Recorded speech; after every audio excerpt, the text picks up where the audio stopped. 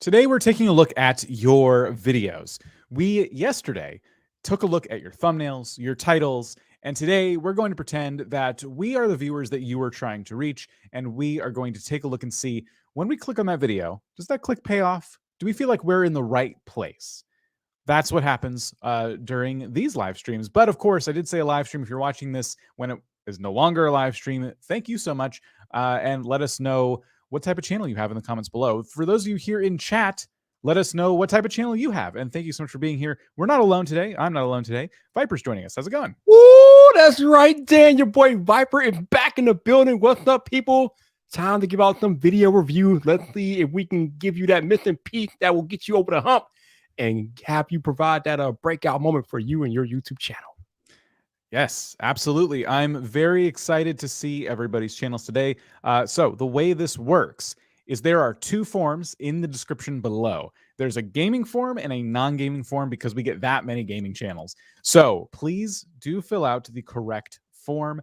And then you could get picked randomly. We already have some channels that we've pre-selected just to give us a really good range of videos we're going to see today. They also had some really good questions. There is a spot where you can ask a question, and if you get picked, we will try our best to answer that as it relates to your channel. And then, of course, one thing I want to mention is that if you do super chats, those do not guarantee you a review. We do not put these behind any sort of paywall. They are all free, and it's just luck of the draw. However, if you ask any questions with those super chats, we will do our best to answer those before the end of the live stream. So, without further ado, sorry. We cannot be bribed. We cannot be bribed. No. Without further ado, we will check out the first channels that managed to submit on both forms, the non-gaming form and the gaming form. We're going to start with the non-gaming form. And the first one was Jakezready. They asked how to make their videos more interesting, which is a good question because that is what we're doing all afternoon. That's what we're going to be doing for the next 2 hours, is trying to help you get your videos up to scratch. I also like to look and see what they told us. Jake said they do shorts primarily. So when you say that, I like to try and make sure that I go into the appropriate section for your channel. And it does look like you set up your homepage, by the way, to show mostly shorts. So that was also a good hint. So what we can do here is take a look and see out of some of the shorts you have. I want to look at one that's done relatively well for you. We have one here called Don't Give Up. So let's check this out and see what we can see. Start understanding that I don't know if I can play the audio to this. all in love with. Yeah, I don't want to get a copyright claim or anything like that. But it seems that you've used some other sounds in this, and it's mostly a motivational video of you working out. I think this could have looped a couple times now. Yeah. So what do you think? Okay. Yeah, we can hear you. No, but I can hear myself. Oh, sorry. Yeah, I will fix that. Let's see. Sorry, that happens sometimes, everybody. Let me share my screen. And okay, try again. Testing. Much better. Okay. So it's looped a couple times. You said you're scrolling through shorts. This pops up. What do you think? It's done well, but I feel like it's too short. Especially for a motivational short. By the time we get motivated, the short's over with. I mean, I feel like you could have put a little bit more into it, but other than that, it's very well executed. We see you doing the work, putting in the work to build your body up and things like that. You got the text on the short so people can easily read the motivational aspects of it. So, and you got the motivational music in there like Rocky, Adrian, I did it. We got all that in there. I like it. I like it. I just feel like it could have been maybe 5-10 seconds longer. A little bit longer. I felt that too. And I think what was nice about the short is I wasn't confused. Like if I were to scroll through shorts and I started to see this and hear the audio and everything, I wouldn't get confused as to what I was watching. I guess it kind of leaves me with the question of like, you know, what is the purpose of the short? Because it says don't give up and it's kind of you working out and stuff, but it doesn't really tell a story. So it's just like, I felt like we, like you said, Viper, it felt like we got into the middle of the story, right? Like we see them working out and improving themselves, but we don't know the before or after. We don't know what their goal is. And even though shorts can only be a minute long, I feel like there's plenty of room in there to kind of set up that story. So I think, you know, this is like a good start. It's a good piece of the puzzle, but this is not like the full picture. and I think there's more you can do with this workout journey that you're going through. Another thing here is that sometimes it looks like you do a lot of different things on shorts. Just to go into channel audit mode for a minute, sometimes you're doing motivational stuff like this. Sometimes you're doing what look like comedy videos. And then sometimes there's like these reaction videos.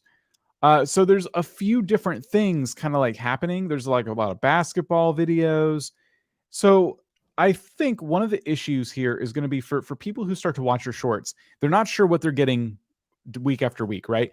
And we bring this up all the time. It's channel focus all over again. And the reason we bring it up is because YouTube is going to go to the people first who've watched your videos in the past, right? They're gonna see people enjoying your shorts about working out, and they're going to give your next short to the people who watch these. But when those people tend to swipe away, they're like, I don't know what this is, and I'm not going to watch it. I thought this was the workout person, but this seems to be somebody else, or at least content I'm not interested in. They swipe away. YouTube's getting some signals really early on that like, maybe this isn't for, the normal audience. And that's going to slow you down. I'm not saying it couldn't find the right audience later on, but I think you're going to find that your growth is dramatically slowed down if you're constantly switching topics and you're not building one single audience. Okay. Since we're in channel audit mode, I got a question. Actually, I have a question for all of you all in the chat and Dan too. And I'm not trying to be mean with the question. It's a genuine question that I have. And my question is, why do some of you all put the YouTube logo in your banner? I don't understand. Like, the YouTube logo is literally all over the website and the app. So I just don't know why y'all put it in the banner. Like, if anybody can explain that to me, please. Again, I'm not trying to be mean, but why are you putting the YouTube logo in your banner when it's literally all over the site? But let me know. Somebody tell me. I didn't even, I don't know. I kind of looked at the banner for a moment, and I wasn't going to touch on it, but I do think that the banner looks a little, I might sound mean here, but a little slapped together. There's some good pictures in the banner. There's some good photography going on here, but then you see the font, it's kind of glowing and it's a little hard to read. It's not centered in any kind of like way that makes sense. It's like you got the channel name here and it's all, I don't know, the word subscribe doesn't line up with the other words here and nothing lines up, and it's just very strange. There's also these lines between the photos that look a little bit strange. And then, like you said, the YouTube logo is just kind of there.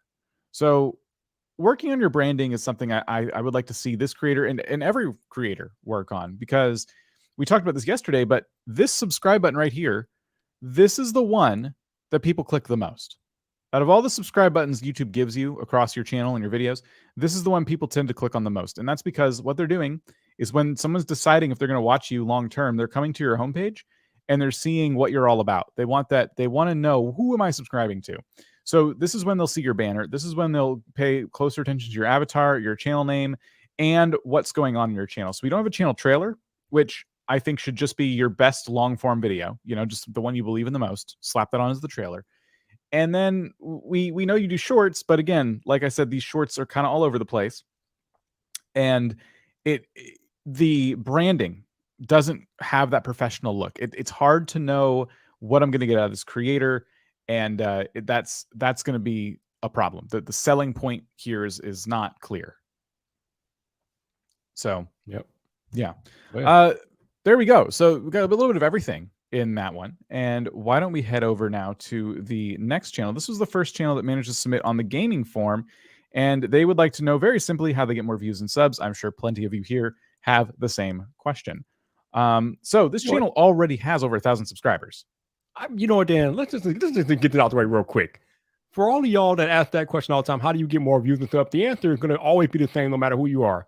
Make more content. That's literally the answer. That's the best answer. If you want more views, you want more subscribers, make more content and make it consistently, and that stuff will come.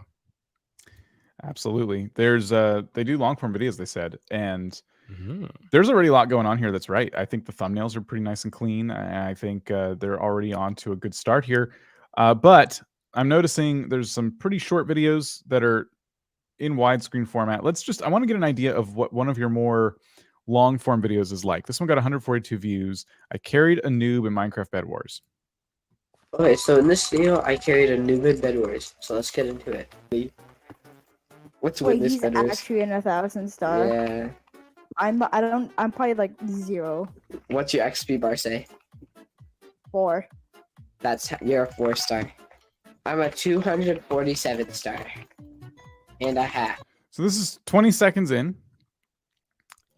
My first thoughts are I like that you kind of repeated the title in the intro. Like you did that work to try and sell the video and make sure that when someone clicked on it, right, they read the title, they saw the thumbnail, they clicked on it, you wanted to make sure they knew they were in the right place. So you started by telling the story you carried a noob in Bed Wars. And for anyone who doesn't know, Bed Wars is this mini game in Minecraft. So it's like its whole subculture in Minecraft, basically, a whole sub niche. And carrying a noob tells me that you kind of have to deal with a lot of shenanigans, right? So I'm expecting a pretty funny video. But Viper, pretty quick, I felt a little confused. You too? You too? Yeah. Okay. Yeah. After the first few seconds of I carried a noob in Bed Wars, like that was a fine intro. You were talking to someone else. I assume it was them. And it felt like we were mid-conversation and there were about 12 jump cuts, like just kind of we ended up in a bunch of different locations, boom, boom, boom, boom, boom, and in no way that made any sense at all. And I'm now wondering, as I'm 20 seconds into the video, I'm asking myself, how is the conversation that's happening relevant to the pitch of the video, which was that you were supposed to carry a noob? I would expect that video to be very focused on that topic. So like you're trying to give them instructions as to how to play the game, and they are maybe not doing so good at following those instructions, and you do things with your edits to kind of draw attention to that. But right now we kind of feel like dizzy, I think. What about you? Okay, so the moment the video starts for me, there is this little small text in the very bottom left, and I don't know if that's part of the game or if that's part of some type of software they're using. Like, what is that? That is the server. So yeah, the Minecraft server that they're on has this text box here and then this compass up here. I think that's, I don't know what that is. It might not be a compass. So that's just text that the game kind of put there. All right, so I can't think, well, I won't say anything about that. Okay, but I had much similar thoughts to Dan. Like, okay, I carried a noob, but what does that mean? Why is it important? What is the context? Like, why? Like, what is my whole thing is why? Why does this video exist? Like, why should I watch this video? Like, what happens when you carry a noob? Is there some type of big reward for carrying a noob? Is there some type of big milestone or achievement? I never got the context. I never got the why, at least not in the intro. Now, maybe that might happen throughout later parts in the video, but if that jumbled conversation at the beginning is any indication, probably not. So I just need some context, really. Yeah, like right now they were walking through what looked to be like maybe the setup place before you get into actual game. Like I noticed he went up to like a shopkeeper and, you know, it looked like you were buying stuff. But look how fast you do this. You open up the store, you click the wool a bunch of times, so it looks like you're purchasing wool, and now you're here.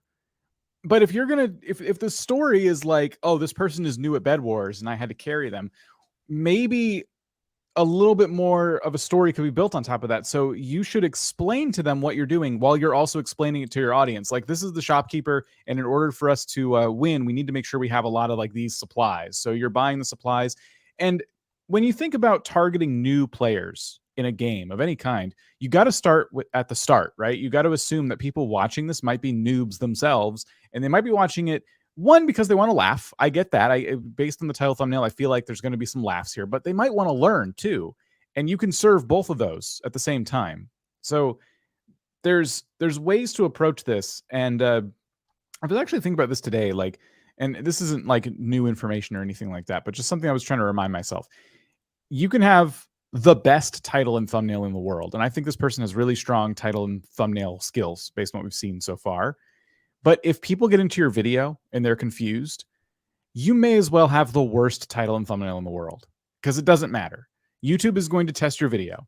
And if it has a high click-through rate early on, but a high drop-off rate early on, if people are just not getting through the intro, YouTube is going to treat that video the same exact way it treats videos that are not getting clicked on in the first place. Fact. Yep. Fact. So all of it matters. People ask us all kinds of questions, very specific about what they should be focused on with their content and things like that. Literally all of it matters. Your title matters, your thumbnail matters, your intro matters, the beginning of the video matters, and the end of the video matters. All of it matters. So in this creator's case, I feel like they've been putting a lot of work into having good, simple titles and very clean, clickable thumbnails.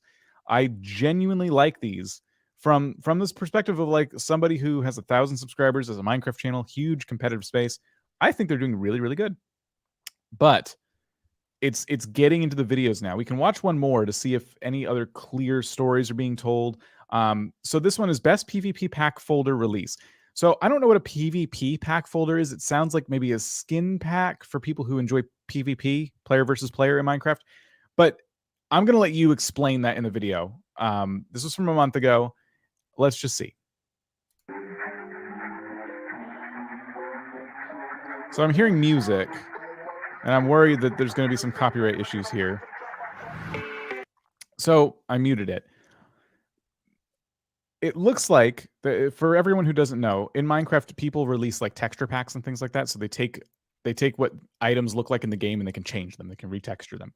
So to me, after seeing this now, it looks like you're trying to introduce this texture pack that perhaps you made. But this, it's a 9-minute video and I'm not getting a lot of much here. I think the music kind of worries me. I don't know if you're using music from like maybe Epidemic Sound or if it's like just a song that is not clear, to be used. And I'm not exactly sure what's going on. So I think when I'm clicking on a video like this, I'm expecting a little bit more. Be sure to go and do that research. When someone else releases a texture pack, like what does that video look like? Do they do this like what you're doing, like make a big trailer for it, or do they actually talk you through all the work that they put into it and all the cool things you're going to see when you download it? And that's for you to figure out. I haven't played Minecraft in a long time, so I'm a bit out of the loop. So that was Doughnut Dude. Best of luck. Congrats on 1,000 subscribers, by the way. It must be from shorts. You must have had like a viral short because I didn't see anything super viral. Yeah, we have some shorts here that you've done that got tens of thousands of views, which is really good. I would also continue doing what is working so well for you in shorts. But good luck. All right. Let's go to the next channel, which is a shorts channel. I think I grabbed the wrong person's question. I do apologize. This creator, if I recall, had a question about how to make their videos more engaging. Just a very general question about how to keep people watching, basically. So they did say they primarily did shorts, and I'm just going to close some extra tabs here so I stop confusing myself. And we will check out Neerav. I'm so sorry if I'm saying your name wrong. Let's look at the latest short. Oops. For how Vaseline can make you Yeah. 3 easy hacks for how Vaseline can make you a lot more attractive. First one, take a light dab of Vaseline and apply it to your pulse points. Now spray your fragrance over the pulse points. That'll just make sure that your fragrance lasts a lot longer and the projection is a lot better. Apply a little bit of Vaseline to your lips every night before you go to bed. If you don't like how your brows look, apply a thin layer of Vaseline to your brows to keep them in shape. Okay. It was a pretty straightforward video. What do you think? Did you learn a lot? I can't, yo. I can't. I don't know if I'm the right person to review this video, but I'm gonna try. I'm gonna try to be objective. All right. I mean, the man he really gets into the meat and the potatoes of the video pretty quickly, so I'll give you that. I just got questions about the content. I got questions about the content, yo. Like, is this true? Like, what does Vaseline really do this? Like, I don't know, yo. I have no idea. Hey, if you want to put Vaseline on and then spray your cologne or perfume on to like make I don't know if that's a good idea. I don't know, yo. I don't know. But other than that, I mean, again, let me calm down. I like the way that he got to the video. Then he had the text on the screen at the beginning. So if you didn't understand what he was saying, you could read the text and follow him along. So I like that aspect of it. So I mean, and the overall view of the video itself, I liked how accessible he made it. Although I kind of feel like you might have benefited from a little bit more edits and cuts. just to make it a little bit more interesting. But other than that, not bad, not bad. Yeah, I definitely like how focused this was. It's just a, basically life hack kind of video. I saw a couple people in chat mention the audio. I would have to agree. I think we need a microphone or we need a change or something, because the echoiness of the room you're in is very distracting. Yeah. And that's the kind of thing that does get people to swipe away pretty quickly. When your audio is not great, your video is not great, as far as a lot of people are concerned. So it's these small incremental improvements that I would work on, and that's one of them. There's two things that if I were in your position, I would do. I would either go and look for a lapel mic of some kind on Amazon. There's a whole bunch out there. You can look at some reviews online and find some good recommendations. So I would get yourself a lapel mic, and then I would, if failing that, actually, if you can't find one in short time and you want to make a bunch of videos, I would try to find a new space to record in. If you can, see if you can get your phone a little closer to you, because that always helps. And you could even, if you want to go all out, put up some kind of sound blankets or something like around you. They don't have to be directly on your walls. You can just hang them around you just to eliminate some of that echo, because it's so much. That's going to improve your audio dramatically. I think you can get your phone closer to you, because I'm seeing a lot of headroom up here, and you don't quite need so much. So I think you could probably point the phone down a little bit more and then literally physically move it closer to you. And that way you're closer to the microphone. So do some audio tests with that, like do just some test recordings and see how you feel about it. The other thing was, when I was watching this, I know it's a video literally about 3 Vaseline hacks, but each one, in my opinion, could have been its own short. Like each one of these could have just been its own thing. And I think I would have started it a little bit differently. There's a part in the middle that I think would have made a better intro than the one you used. And let me just see if I can find it again. And the projection is a lot better. That was basically it. So you were talking about the cologne or fragrance that somebody's wearing and how it lasts longer. So I think a better pitch would have been, did you know by just using some Vaseline right here and putting a fragrance on, it'll last X amount of times longer, 2 times longer, or something like that. That we're talking about a short that's maybe 5 seconds long at that point. But I think, and I talked about this yesterday too, I'm noticing in shorts, did you know is one of the phrases a lot of people use. When you're just scrolling through, you'll very likely, if you go on the short shelf right now and just start watching shorts, I'm betting in not a lot of time, you will find somebody literally open their short with the words, did you know? And it's just to get your interest. That's all they're trying to do. They're asking you a very simple question. Did you know blank? And you could have done each one of these as its own did you know video, or you could have done all 3. I like how you started it, 3 Vaseline hacks. You basically repeat the title, but maybe it could have been more interesting. Did you know Vaseline could do this? Even something like that kind of opens up to all these different hacks you could talk about. But we're nitpicking here. I think you're doing a really good job overall. And I think there's just more things you can do to, get even further with YouTube Shorts. And one thing I will say, Viper, I like this font a lot better than this one. Something about this one pops off the screen a lot nicer than I think this one. I don't know if you would agree. Yeah, I think it's the outline. There's even like a darker outline, and that pops a little bit better for sure. Yeah, and then speaking of text on the screen, we did notice while we're watching, a lot of your text is getting hidden by YouTube's overlays. And the simple fix for this would be to just make sure your text is moved higher up. So you can, sometimes while I'm editing shorts, I'll move it to the very top. I'll move it to the middle. I'll move it to the bottom. It just depends on what I want to show on screen. And if I don't want the text to cover any specific thing, I will literally let it each individual line, like the next time a line pops up, it'll be on up here now. And now it's down here. Just having those dynamic captions is really going to help you with that retention. You have a lot of space between each line, so you can decrease your line spacing to just try and condense that a little bit more. So there's some tricks there as well, just to get your text to be a bit more readable. Because on mobile, this is probably going to be even more hidden. We have a lot of screen real estate on desktop, and I imagine on mobile it's going to be even more hidden. Indeed. Okay, before we move to the next video, I want to shout out Data and King for the $5 super chat, and they say, I would like to teach more advanced topics in my video, but also want to bring in new viewers with no knowledge. Any advice? And I remember giving similar advice to a channel on here a few weeks ago that was the firearm channel. And I think they were asking a similar question about how to bring in more viewers to their firearm content. And at the point, I said, you have to find a way to discuss or craft your firearm content in a way to make it more appealable to a broader audience.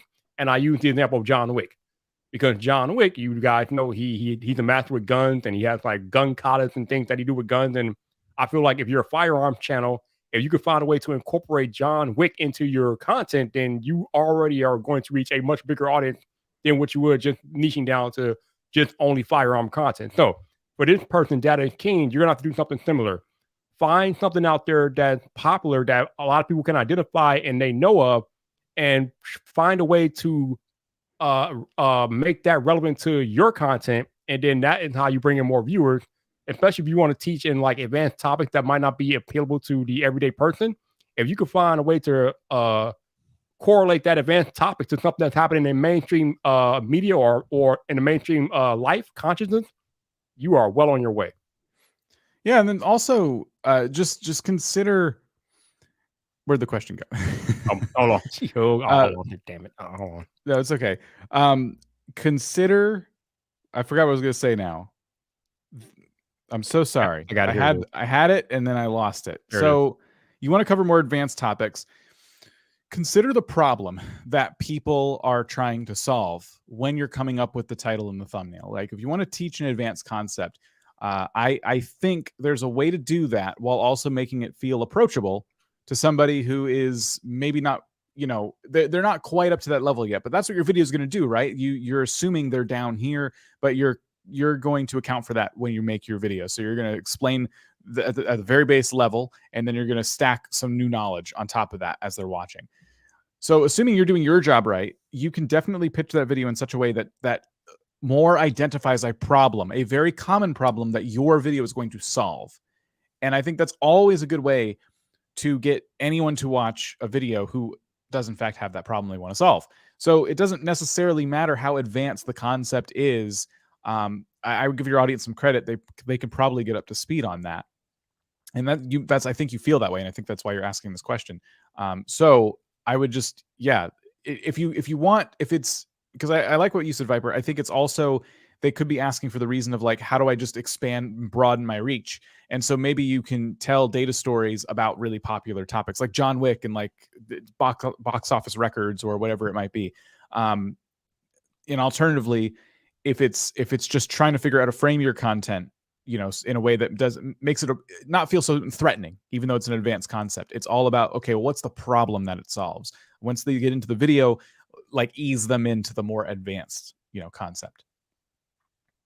So thank you for the question. Appreciate that. And thank you all for the super chats, helping to support all the content we do here. We provide for free all the time. Let's move on to the next channel. We have one here from earlier on the forum. It is RC Crawling Adventures, and they asked, shorts, quality over or quantity, which should I focus on? They do long form videos, but that tells me they're probably getting ready to do more shorts. So I think we can answer that question a bit. I want to see kind of what they're doing now in their long form space, though. Let's just take a look at, let's see, this video from 4 days ago got 1.3K views. And I almost thought that was a real vehicle. For a second there, that looked very real. And that started moving, and I realized it was small. A lot of music today. A lot of music in these. So I don't know if there's a point in which somebody comes on and does commentary. This looks like it's not going to be the case. But just imagine some rock music, and we have this, I think that's a Toyota RAV4 doing some off-roading. Sunset River rock crawling with FMS FJ Cruiser. Sorry. Well, I thought I knew my cars. This is pretty cool. I really like the footage. Still loud, rock music, in case anyone was wondering. I'm worried it's going to fall into the ocean, personally.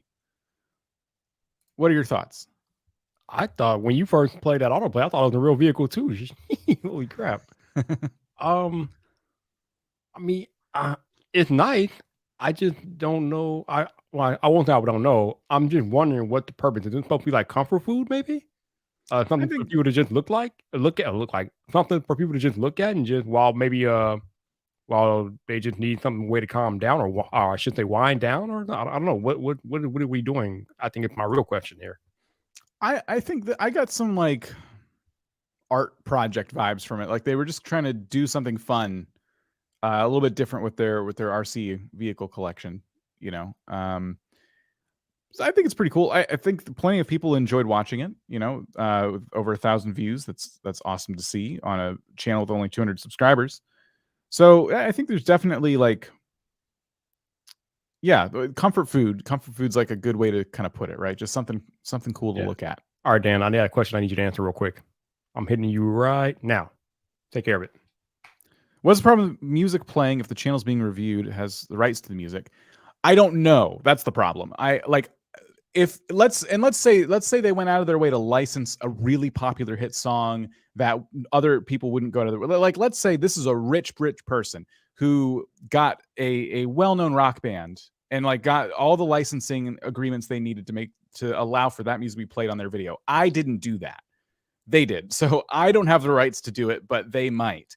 But most of the time what it is, and this is nothing against this creator or anyone else, sometimes people use music that they're not supposed to use, and I'd rather not take the risk. If it's a little bit of music in the background and someone's talking over it, that's a little bit easier because I think it's only going to be a section of the song anyway. I'm only going to play like a section of it in my own video, but in this case, it's all music. So there's no sense in me playing it. Just imagine the rock music because I don't want to get hit with a copyright claim. And if they took one on for themselves, that's great. If they want to take those licks, that's totally fine by me. I don't want to. So yeah, that's the main thing what Dan is saying. Like if that person licensed the music, fine. But we, vidIQ, did not license the music. So if YouTube content IDs this music on our channel and we don't have the rights to use it, we can get hit with a copyright claim or strike. And we ain't got time for that, people. Okay, so when we hear this music on your channel, we're going to mute it because we don't know where it came from. We're just protecting ourselves because if we get a copyright strike or whatever, then we can't live stream to you all, and nobody wants that. Come on now. So yeah, the first time we did this, we got some copyright claims just from music that other people used, and so I learned early on we definitely want to mute these as much as possible, but it's probably fine. Most of the time it is fine, but even then, like there's another thing, Epidemic Sound, for example, which by the way. We have a link down below if you want to save a little bit of money on an Epic subscription. Epidemic Sound is a service you need to license through them to use their music. So if you're using music from Epidemic Sound and then I react to your video and I don't have a subscription, fortunately I do, then I don't have a right to that music because I'm not the one licensing it. They did. So this is why reaction content on YouTube is so sticky. Like you have to really be aware of, the pitfalls of reacting to something on YouTube, which is kind of in a way what we're doing in this live stream. We are opening up videos, reacting to them, giving our feedback, and sometimes we're going to get hit with some copyright claims as a result. So we try to be careful. But no, it's a good question. Anyway, I see this channel is doing some really cool stuff, really artistic stuff with RC. And I do wonder what kind of stories they could tell. These are very short videos. I wonder what kind of stories they could tell. And I get why they're asking about shorts because it almost feels as though this content would be better for shorts. Just those quick hits of like, oh, that looks really cool, and then people keep scrolling on with their day. So here's the same vehicle, but this is a short that got even more views than the one we just watched. Crawling with seagulls. Okay. So this one's set up a little bit different. No music. And now shorts, one thing to notice about shorts is there's different licensing with shorts in music. Like if you were to use a big hit song in your short, again, I wouldn't want to play it still, but you have more license to do that on YouTube because they provide you with a whole sound library, and they have a deal with the music industry. It's kind of surprising to me that the short form video you used was very music focused. And with this, we're just hearing the microphone. We're just hearing like outdoor noises in the RC car. So it's a really interesting way they're making content here. I expect this to fall, but it did not. So then it kind of looped. Yep. I felt like the way you did your short was better than the way you did your long form video.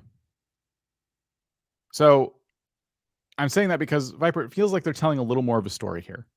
Like it opens up with crawling with seagulls. And then we see the car start doing just that. But in the last video, it was just music and the car climbing over some rocks. It was just kind of there, you know. But this one was set up a little bit differently. Also, because of the wind noise in this particular short, music would have been better served here because you could have dropped the audio from the wind and then had the music playing, and then we would just thought the car crawling over the rocks, and that would have been made for a better viewing experience, in my opinion. Yeah. Yeah, definitely. We're getting a lot of questions about music. We'll try to get to a couple of these. I've just like glanced over at chat and noticed people were still talking about music. So yeah, we'll see if we can get to those. But this getting back to this channel for a minute, they did ask the question: quality over quantity with shorts.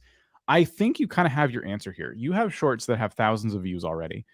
You're doing some really interesting stuff. You're implementing in your shorts, at least, like some storytelling and some elements that I think are giving your shorts a little more depth than just, you know, I'm going to drive the car over some rocks, which is cool. I think you're actually doing your shorts quite a bit of justice there, which is great. And this is what people want to see. They're enjoying what they're seeing. So in terms of quality over quantity, it's kind of a question you have to ask yourself. Obviously, the more you upload, the more shots at the target you're taking.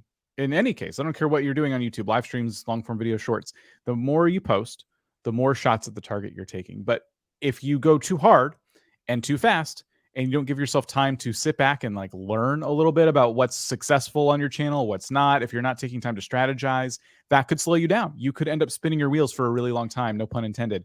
And you could end up just wondering one day, why is it that I made 1,000 videos and they all seem to get the same amount of views? I'm not growing. I'm just making 1,000 videos for a couple hundred people that subscribe to me and no one else new is watching. And if that sounds like you, it might be time to sit down and re-strategize a little bit. It might be time to rethink your quality versus quantity strategy. It might be time to rethink who your channel is for. But I wouldn't want to give anyone, I don't want to be the guy giving anyone permission like to make more content or make less content but higher quality. That's not why we're here.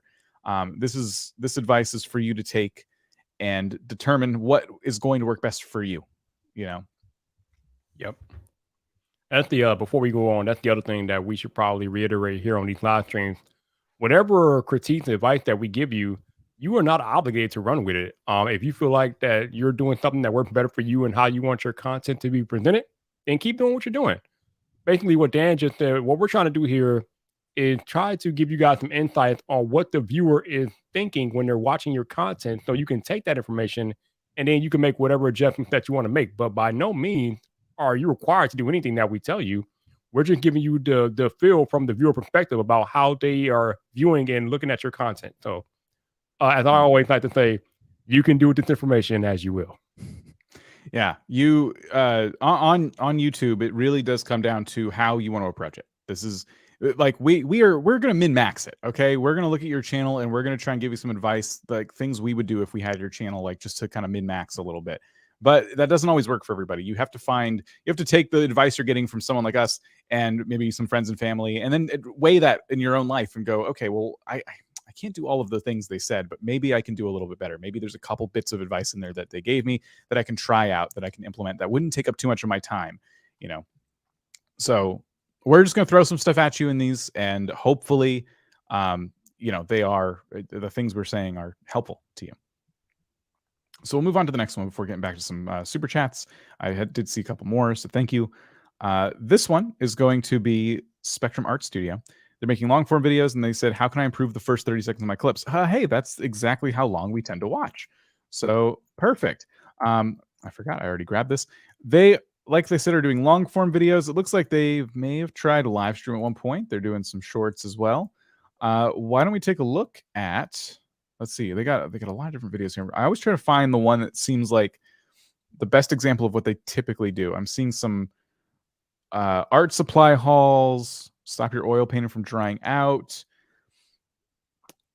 ultimate art supply gift guide. I think this is a good video. So 20 minutes long, got over 1,000 views, and it's a gift guide. I think you released it a month ago, so that's great. That's a good time. Let's see.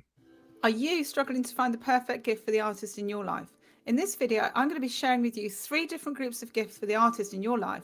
Number 1, stocking filler gifts, all for under £20. Number 2, perfect gifts for the art student in your life. And number 3, if money's no object, then I have a list of the ultimate luxury art gifts Finally, stay watching until the end to find out how you can save some money on some of the products featured in this clip or any other art gifts for the student in your life.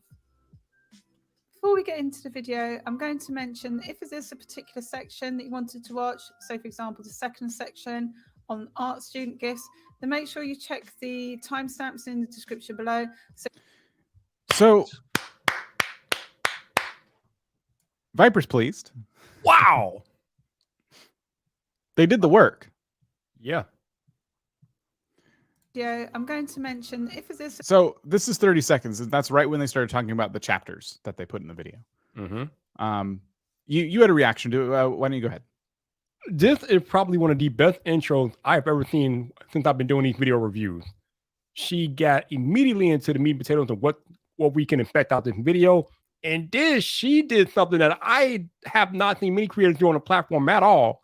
And she highlighted that if you want to skip to a particular section, chapters in the description. And I know there's been this back and forth about if chapters will hurt your retention and different things like that. But let me tell you all something. When you include chapters in your description and then you let the audience know that they are down there, that shows the audience that you as the creator care about the audience's time. And if people understand and feel like you value their time, they are much more willing to rock with you if they know that you're not trying to waste their time, because nobody likes their time wasted. So this creator did an excellent job with the intro. And then to cherry on top, the chapters call out at the beginning as well. So I have no complaints about this intro at all, Dan. So I think the first 30 seconds were very well executed. They were saying, how did they get people to watch past the first 30 seconds? And I love that they laid out like the types of gifts they're going to be talking about. And they kind of talked about basically all budgets, right? They talked about, you know, just stocking stuffers to general gifts to even luxury gifts. So they kind of lends them a lot of credibility there.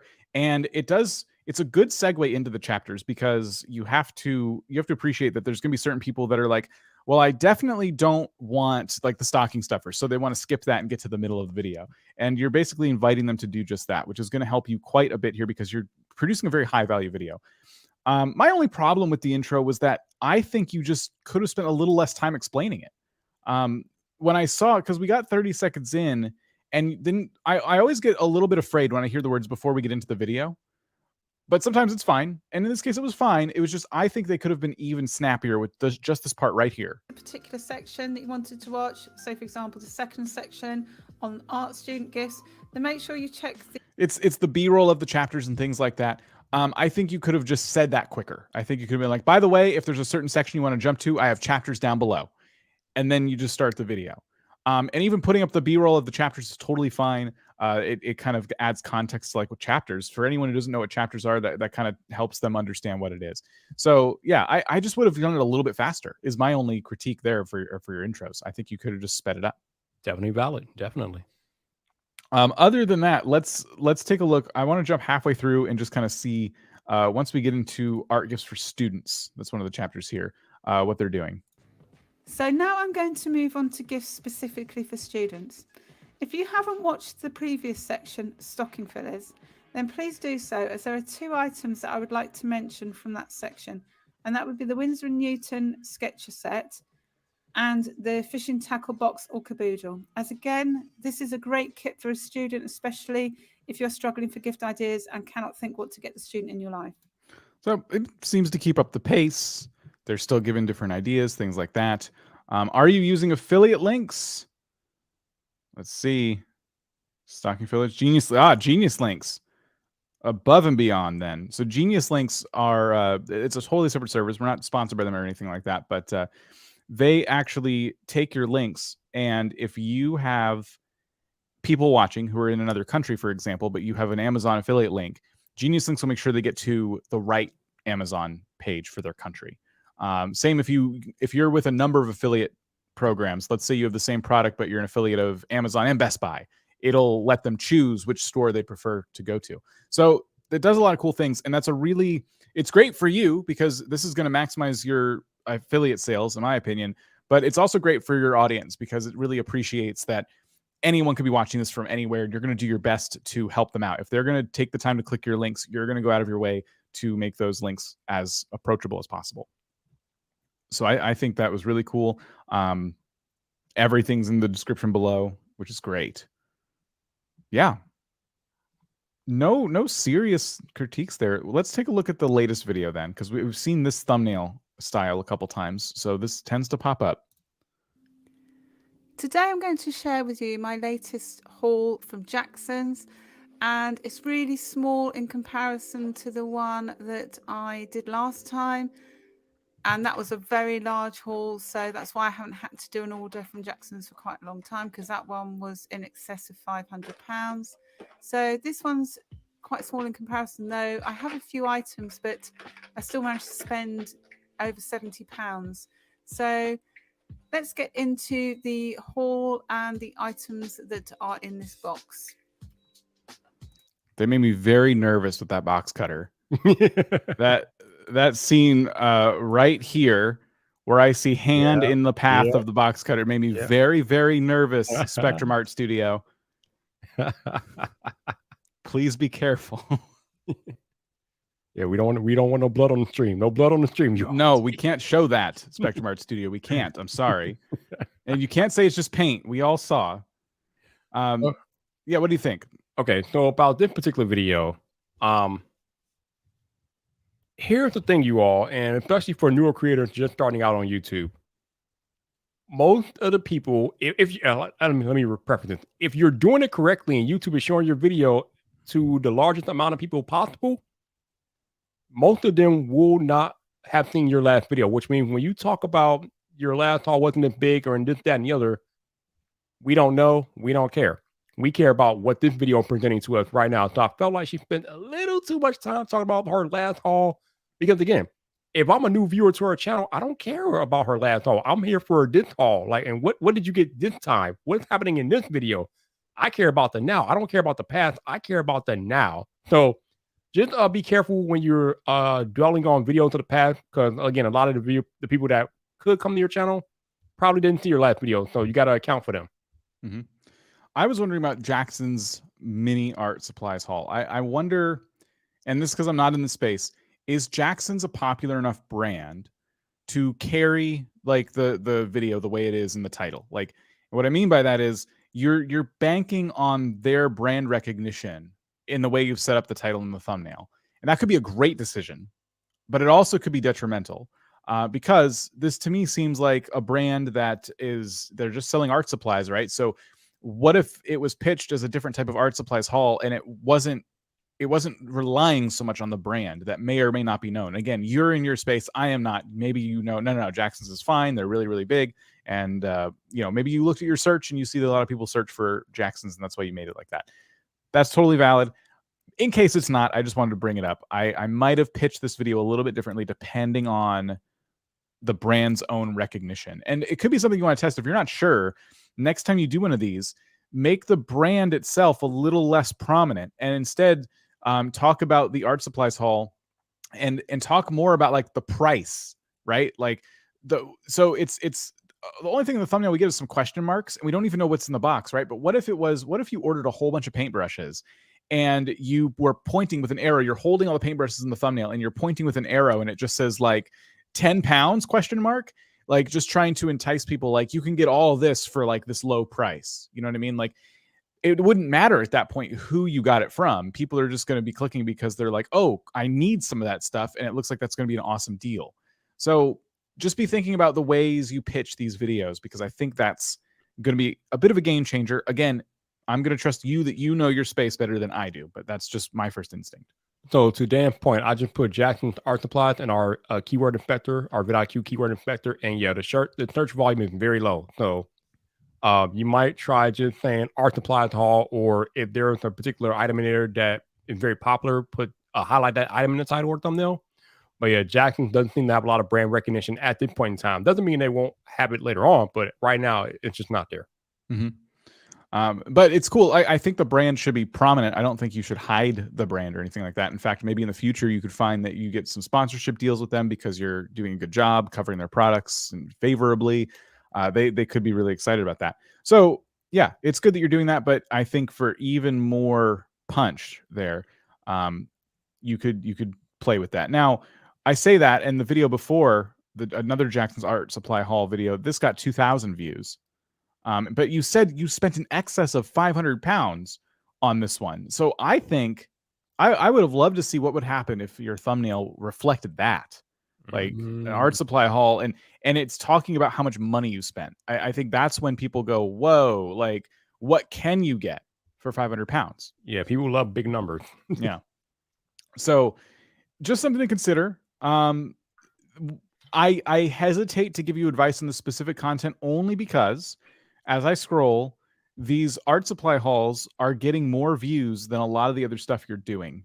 If I'm just to be in channel audit mode for a minute, changing these might be a little scary. However, I would argue that it might not be Jackson's art supply haul that's carrying the video's success, because this was posted 10 days ago and we haven't cracked 1,000 views just yet. So I don't know. It could be worth testing. But yeah, I think we covered the channel in a lot of different ways there. Hopefully we answered your question, and best of luck to you. All right. Before we move on, we're going to answer some of these super chats. So first up, here for a moment, thank you for the $5. They say, how will you suggest travel bloggers get more attention on a limited budget? We only get to travel 3 times a year. And I'm glad you asked it, because I think we've been asked the question a few times on the channel before. And here is the answer that's going to be easier for you. Where you live is a travel destination to somebody. Obviously, it might be a little less significant to you since you live there, but somebody wants to visit where you live. So there's an opportunity for you as a creator to highlight some of the destinations of the town that you live in, because again, you don't have to spend any money. You already live there. So just go out, do some content on the stuff that is around you. Maybe you have a historic landmark, or maybe you have a touristy destination in the town that you live in that you can highlight in the video. But yeah, just go out in your own town, film content around some of the tourist attractions or things that make your town unique, and make content out of that. And I think that's a good way to start when you can't get out to that many places. And this is big during the pandemic, because again, we couldn't travel in the pandemic, and this is how travel channels survived. They went out there in the pandemic and they did content of their own town because that was the only thing they could do. So it worked. That is definitely a strategy we've seen play out a lot of times. I think one of the things you should keep in mind too is when you're going to a new destination, you really need to have a content schedule of some kind. You need to have a plan in advance as to the types of videos you're going to make. You don't know what's going to happen while you're there, probably. Like, a lot of the stuff could be very spontaneous, but you should at least have some idea of what you would like to capture on camera while you're at your destination. And you should try and set a goal of how many videos you would like to at least film while you're there. I'm not saying produce in the week after you get back or anything like that. Because what I'm thinking is you travel to a destination and let's say you spend 1 week there. As far as the viewers know, if you make enough content, you could be there a whole month, right? Like, if you film that much content while you're there, you could spend way longer as far as your audience is concerned. So I think that can happen for you if you go in with a really, really solid, set of goals. Okay, we're going here. We need to look up the biggest attractions, and we're going to make, let's say there's 5 attractions in this town you're going to. Okay, we're going to make one video about each attraction that is just our feedback. Like, we went and why is it so special? And maybe that's actually the video. You go to one of these places with like the biggest ball of yarn and you go there and you're like, who cares? Like, it could be you giving this really funny, controversial opinion about this thing that a lot of people like. Or you could get there and maybe your mind's blown. So now it's a video about like the history of it. Like, you do one video about your impression of like each attraction. So that's 5 videos already, because there's 5 attractions. Then what if you did another video that went into the history of each of those attractions, why it exists in the first place? That could be 5 more videos. So like, be thinking about the ways you can take one thing, one place, and position yourself to make a lot of content around it, right? Just an idea. I don't travel much. I don't know if you could tell, but I don't get out much. So I'm not the best person to ask, but that's what I would be doing. It's always about making a setting goals for yourself and coming up with some kind of content schedule. And I think that could definitely get you hopefully enough content where between trips you're not completely dry on the channel in terms of videos going out. No doubt. Hopefully that info helps you out. Next up, we got Spike Wade. Thank you for the $9.99 super chat. And they say, should I have a main series for my short? While my views have been good, I feel like my topics are too varied. Should I narrow down or be more broad? This is kind of a weird question for shorts because shorts are treated a little differently by YouTube. But I mean, overall for your channel, then I mean, Roberto Blake would say that yeah, you should definitely have a theory regardless if you're doing short form or long form content, because it just helps make your content more streamlined. So it's definitely something to consider, and you should definitely experiment for sure. Yeah, I think with shorts, I would still treat it as like one audience because, like I was saying earlier, YouTube's still going to use your former audience as the test pilots for a new piece of content you upload, and I've seen that play out on my own shorts tests that I've done. I'll take a channel that has 0 subscribers, 0 views. I'll upload a short to it, and it'll take a little bit, and YouTube will test it on some folks, and it'll, based on the metadata I give it, it'll try to find the right people, and it typically does. It does a good job. And the more shorts I upload to that channel, the quicker they get views because I'm building up an audience of returning viewers. So those videos are getting tested even faster. But if you're topic jumping a lot and YouTube tests your shorts with somebody who's watched you in the past and they don't like it, they swipe away, you're slowing yourself down. So in that sense, yeah, I always like a more narrow strategy, and you can try and branch out later, but first you should learn who your audience is, right? Before you branch out, you should try and get a good sense of the audience you're catering to, the audience you want to cater to, and try to figure out what makes them tick. And you should be going outside of YouTube for that as well. You should be living in the communities that your audience lives in too. If, like, I always use this example for gaming, but for every game, every big game, there's a subreddit, there's a Discord, there's places online where people hang out and talk obsessively about this game. So that's like part of your audience, right? You want to try and get some of those people to watch your content without putting the links to your videos directly in front of them. So what are they interested in? What's the community of your topic into right now? And once you start to understand that, every decision you make about your content will be informed by doing that audience research rather than you just kind of like throwing stuff at the wall. Okay, I need to answer this next one because it's kind of time sensitive. So, CLAAAAAW, $10 super chat, thank you. I went to a free public concert and they sang Christmas music that they normally don't sing. Post on the schedule. 2 got claimed. I'm okay with that. 6 didn't. What's the chances that I can get a copyright strike? High, very high. If you have those videos on your channel now, take them down, private them, delete. I don't know, not really delete, but private them, get them out of there. 3 claims or 3 strikes, you're out, dude. Like, no. Like, again, you all have to be very, very careful about when your videos have music. And I'll tell you a personal story that happened to me a few years ago. So in 2018, I was in LA for Vid Summit 2018. And I did a live stream when I was walking around outside in the streets of LA. During the live stream, I went into the lobby of a Marriott, right? Because I was looking for a Starbucks. So I was live streaming. And as I was live streaming, I walked into the lobby of this Marriott to get some Starbucks. Little did I know that when the live stream was over with, I got copyright claim because in the lobby of this Marriott, they were playing elevator music. And of course, the elevator music got claimed and ID and whatnot, and this and that and the other, and they got claimed. So you got to be careful about how music comes into your videos, even if like you're at the gym and you're doing some videoing at the gym, and you know the gym sometimes they have background music in the gym. It don't matter. If it gets claimed, you are putting yourself at risk. So you got to be careful with that stuff. Also not legal advice. There you go. we're overdue. Like, I would love to sit down with Emily Baker, and go through some of these questions, because I've been seeing a lot of copyright questions today since we talked about it earlier. And we're certainly not experts. We're a better safe than sorry kind of bunch. So yeah, there's definitely some risks there when people use music they're not supposed to. Speaking of that, I this is not a super chat, but I picked this question earlier. Isn't music from the YouTube library better to use in gaming videos? Also, does YouTube mark the video as a music library song? YouTube should be marking them, but I never rely on that. Like, sometimes I see in the description of a video, it says the music and it's from the audio library. But I post plenty of videos with music from the library, and I don't always get those tags on my videos. So I don't think YouTube does the best job at hearing it.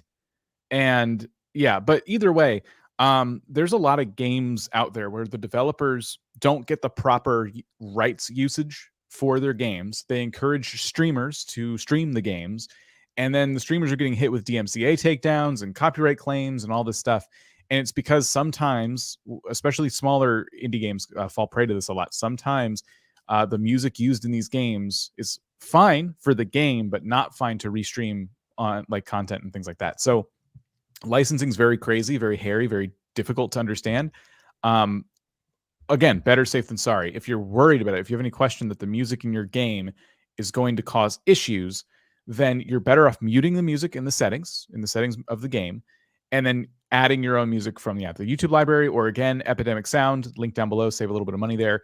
That always use music that you know is like a safe bet. But a lot of game developers do their due diligence. That was a lot of do's. Do their due diligence. Dan, correct me if I'm wrong though, but even if you use YouTube, even if you use music from the YouTube music library, don't you have to denote that in your description regardless? You might have to. Maybe I'm doing a bad thing there by not saying that. I think there's certain songs in there that definitely say you need to give attribution, and in those cases I will. But if they say no attribution required, I take that as I don't have to put it in my description. But I could be wrong about that. I could be messing up. Gotcha. Okay. And then someone asked you this directly, and I guess you tagged it. Yeah. So Deathwish asked, someone asked yesterday on stream to Dan and Hefe, but asking you again, what are some of the things that you've learned this year on YouTube and you're aiming to improve next year? So I, just by working at vidIQ and interacting with you all on a weekly basis, or in my case, bi-weekly basis, I've learned a lot, man. And one of the things that I really learned this year is about the first 30 seconds of your video and how important they are. Like, that's why we do these very streams, because we want people to watch our video for as long as humanly possible. Ideally, we want them to watch the entire video front to back.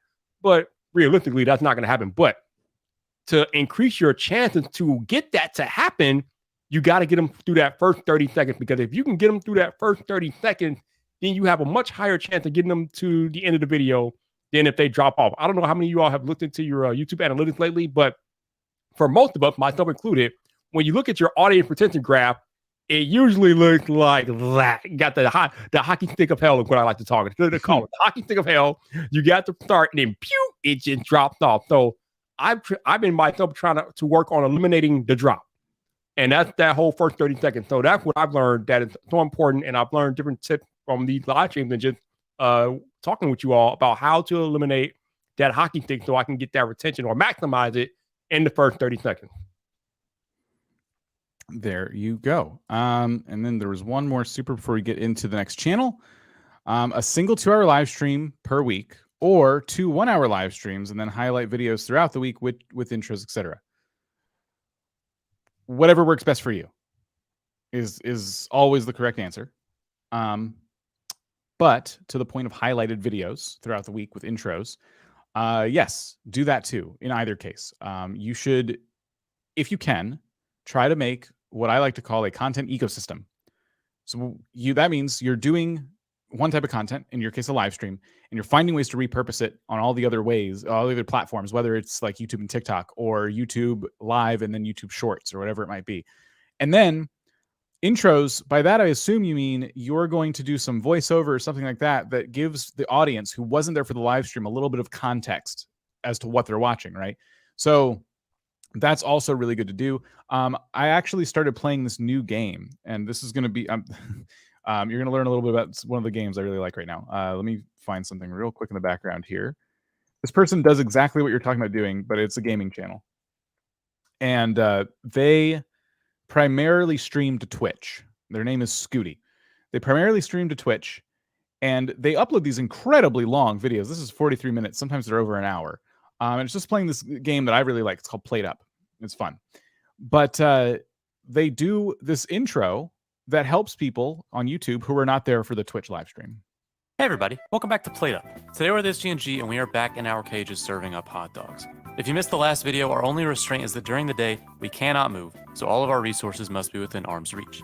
The main difficulty on this, on top of just not being able to move, is we can't really add any new dishes, since we don't have space for them, so our customer count just continues to go up and up because none of our cards are reducing the customer count. But anyways, if you like the video, enjoy the rest of the video. So that really doesn't affect us at all. So very clear when the voiceover ends and the video starts, and they gave a little more there than usual. Sorry about that. But typically, yeah, they'll do this very quick intro that just explains what situation they're currently in, what they're facing, and what you're going to get into. So I always like that. And as you can see, these videos have a lot of views. People get a lot out of watching them just from there. It's just the rest of it's just an unedited live stream. Just this is their channel where they host those sorts of things. They're doing very well. And I noticed their strategy and thought, oh, that's kind of cool. You know, all they're doing, they're adding that intro. Would I edit more? Absolutely. But maybe they don't have the time to do that. I certainly wouldn't either. So I just saw a random question in the chat. I'm just going to talk about real quick. Somebody asked, does getting a copyright claim affect non-monetized channels? Yes. Copyright is copyright, yo. It doesn't matter if your channel is monetized or not. You can still get hit with a copyright claim. So best rule, if it don't belong to you, don't use it unless you have express written permission. Yeah, that's always the best rule of thumb. Just making sure that, yes, trying to make sure we can count for all the super chats here. All right, so we have another non-gaming channel we want to look at real quick, and I think I accidentally toggled away. We have 500 people watching us right now. We appreciate all 500 of you all chilling and tuning in and hanging with us. So thank you for that. Thank you so much, everybody. So we have Staycation Lifestyle with over 3,000 subscribers. They're doing camper van outdoor lifestyle reviews and product tests, which is cool. So their question very specifically was, views seem to have slowed. Could this be a seasonal thing? And I pulled this up. This is normally like a channel audit style question, but I like this question a lot because I feel like it would be fun to maybe investigate this a little bit. So I want to do that. I still want to watch one of the videos and just kind of see what you're up to. Maybe this one here with almost 1,000 views from 9 days ago. Hello, winter can pose additional problems for you and your van. Ice, snow, and the cold weather can turn a normal day out into quite an eventful one. Today, I'm going to discuss the essential items you should be having in your camper van just in case something does go wrong. Maybe you're going to get stuck, or just to make those cold days a little bit more comfortable. Before you even begin your journey, you do need to... So that was about a 20-second intro. The production quality, the camera quality is very high. The audio quality has a problem. I don't know if you could hear it, but I heard this buzzing in the audio, and it was really distracting to me. Can we play some again? Make sure that you've got your washer liquid filled up. And since we last spoke, You hear that? Yeah, I barely hear, but I hear it. Yes. Yeah, for me it's very loud, and I wonder if it's because of the stream, the audio is being compressed a little bit for everybody. To me it's like really, it's there. It's like this hum, this digital hum that felt like it was when you were recording something wasn't quite right. And I don't know. I don't know enough of these words to give you the proper term for it, but I'm sure there's like a term for what I'm hearing.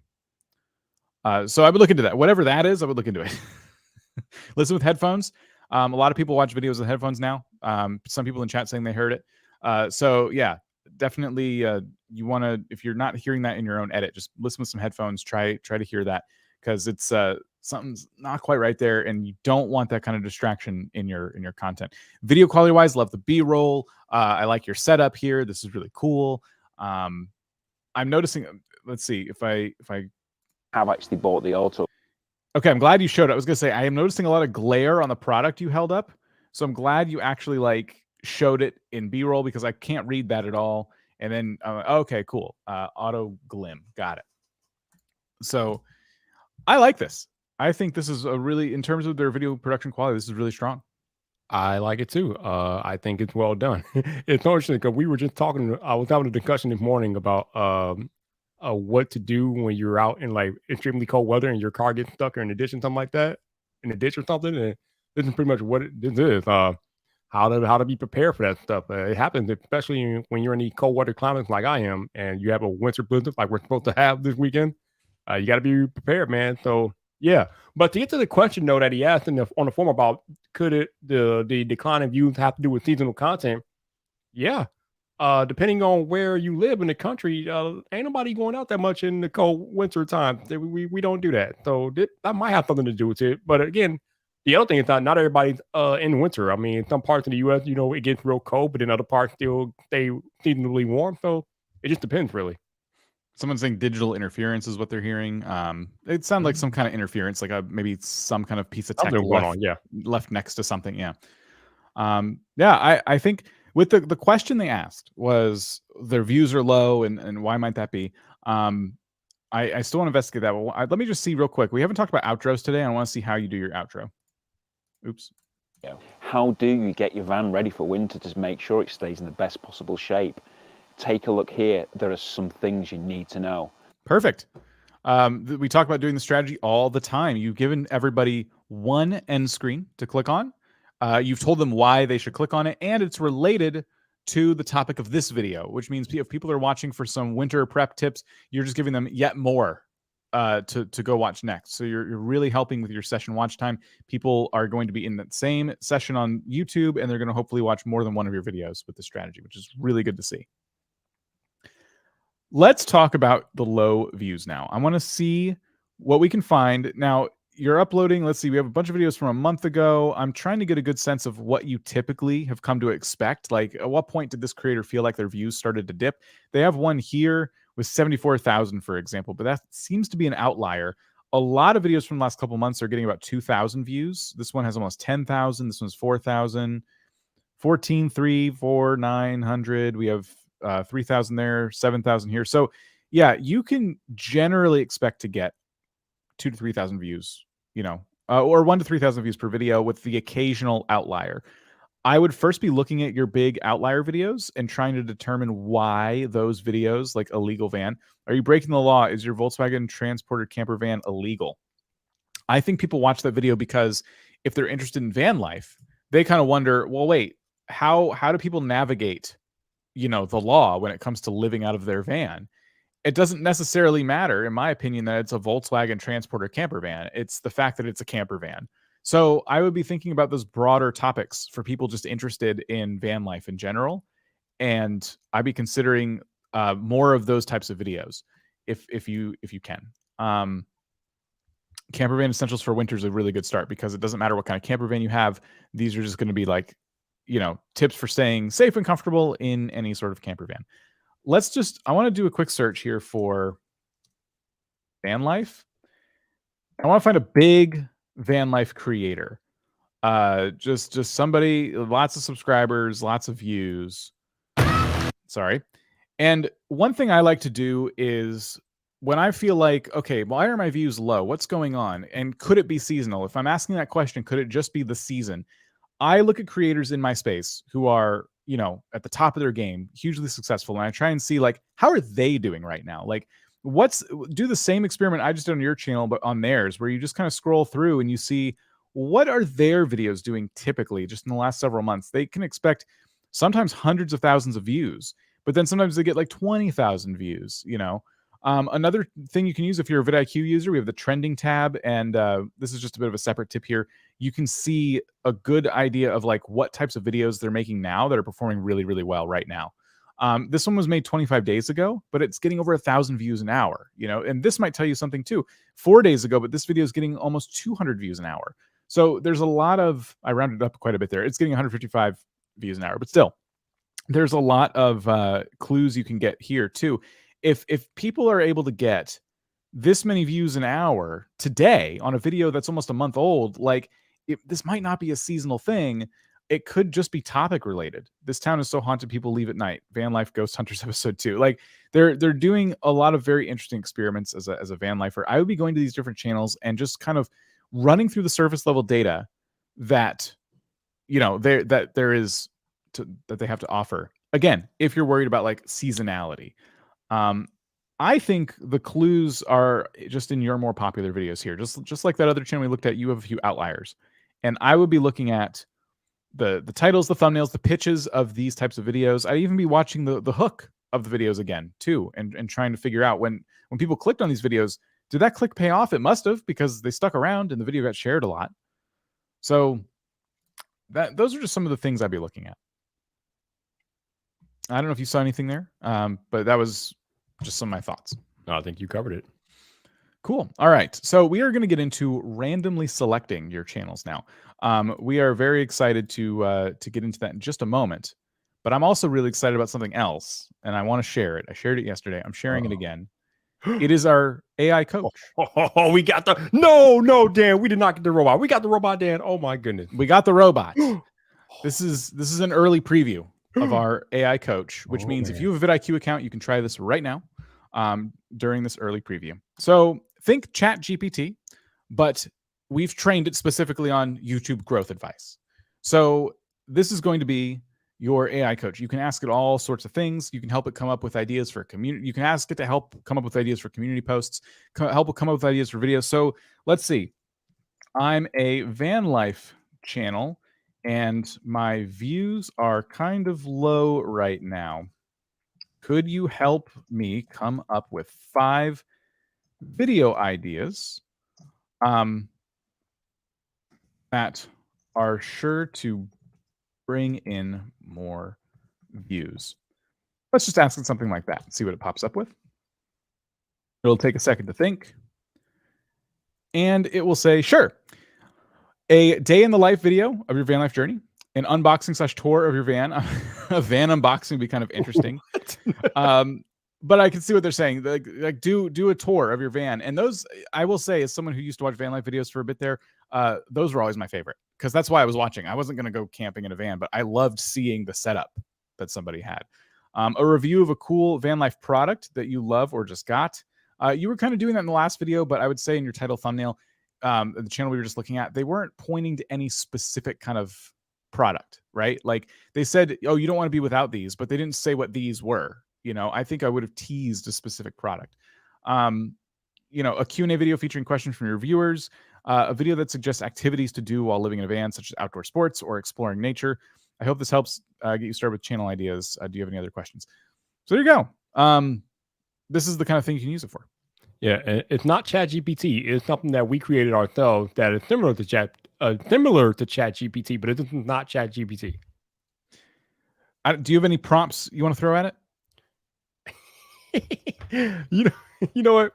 I'm putting Since El Jefe is in the chat and we love El Jefe, let's ask it who is El Jefe review because we get to mention. Oh no! Oh yeah. Because it can get some really interesting answers sometimes. Yeah, we've found that these aren't super accurate. We'll just say that. Well, you spelled reviews wrong, so we're already messing. Oh, I didn't. God, I always do that. Come on, Dan. And it's spelling it wrong again. It did. It copied me. It should tell me I spelled it wrong. I typed that word too quickly. I keep finding myself get that wrong. Okay. Get it together, man. Get it together.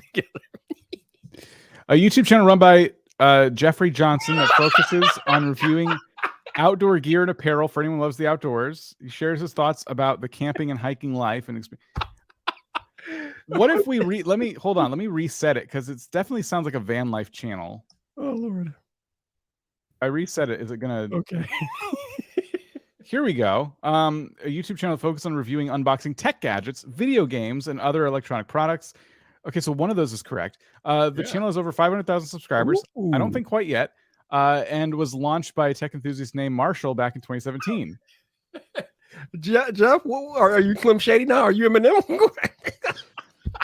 His video is great production quality, and he's very knowledgeable about the products he reviews. If you'd like to learn more about growing an audience on YouTube, I'd be happy to help. So you could have some fun with it too. Yes, you can. Ask it who you are and see what it spits out. We've been having fun with that. But it has been really stellar for coming up with all sorts of ideas. So, for example, I'm already set with the community tab right now. But if I were thinking of community tab posts, I might say, I'm trying. Oh, let's reset it just so we get out of tech world here. I'm trying to come up with social posts for my YouTube community tab. Please give me 5 examples of posts that would motivate small YouTube channels that have under 1,000 subscribers or subs. All right. And so it should spit out 5 examples of community posts that I could run right now. Have you ever tried looking at other channels in your niche to get inspiration? Showcase the channels and shout them out to your own followers. That's one of them. 2, ask your viewers to comment or like your latest video. Let them know how important it is to support you and other small YouTubers. Oh, okay. So what it did is it took the motivational thing and said, oh, this is how they can motivate their own audiences. So it didn't quite understand the question. It's good to give this thing as many details as possible as to what you're trying to do. Normally I would spend more time writing that out, but we're on a live stream right now, so I was trying to be quick, but I paid for it dearly.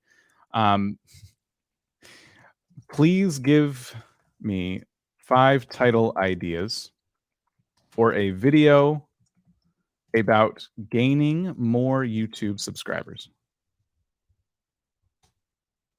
Keep it simple. How to grow your YouTube subscribers fast. Secrets to gaining more subscribers on YouTube. Grow your YouTube channel. 10 tactics you need to know. How to gain subscribers on YouTube without spending money. Gain more subscribers on YouTube now, and tips and tricks you can use today. Yeah, like Dan said, the more details you give it, the better answers it will spit out for you. So, again, you can't. This is not something that's going to replace you and your ideation and planning for your channel, but it can definitely aid you in coming up with ideas and different methods to execute. So, use it, have fun, but just remember, it is an early build. It is not even beta, more like alpha software. So, if it comes up with some wonky stuff, we're working on it. It's okay.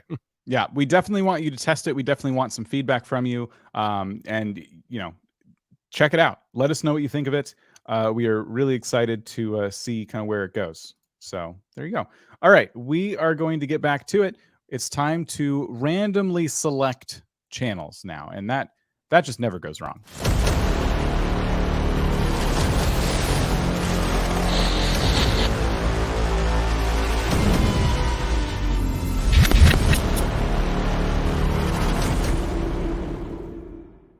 We're going to use the claw. Was it echoing? I just realized I had the screen share up, and usually it echoes when I do that. I apologize if it was. We're going to use the claw to do that. There are 2 forms linked down below. One of them is a non-gaming form, and one of them is a gaming form. Start at the beginning of each of these. And this one has almost 400 responses, and this one has over 400 responses. We're going to go into the claw. We're going to change it to 450. And we're going to pick out number 218. I'm going to use the gaming form. We're going to use the gaming form this time. And it's going to be blocks, fruits, advice, plus skits. All right. They said, I make more shorts, but I want to know how to get pushed out more by the algorithm for long form content. All right. See what we can find on this channel. It is a gaming channel. They said they make shorts, but they want their long form content to do better. So we'll just watch your latest long form video and see what it's like. Are you struggling with leveling up in blocks fruits? Look no further, because in this video, I'm going to give you 3 tips that can easily get you 100 levels per day when done properly. Okay. Good script writing. I think the pitch of your video was spot on. Please voice it yourself. Or maybe Fiverr, or you find a voice actor or something, find a human to voice this for you, because we talk about this a lot, but nothing is more off-putting to a viewer, especially a new viewer to your channel, than a robot voice. It is so inauthentic. It's hard to take it seriously at all. And the more robotic it sounds, the faster I think people would click off. My instinct immediately was to click off. But trying to think of the positives here, I think that was really, really solid script writing. Yeah, I think you pretty much nailed everything. Again, we've talked about before on these live streams about how you should avoid the AI voice bot thingy at all costs if you can. Now, some people don't want to talk on camera, and I guess that is what it is, but it is YouTube.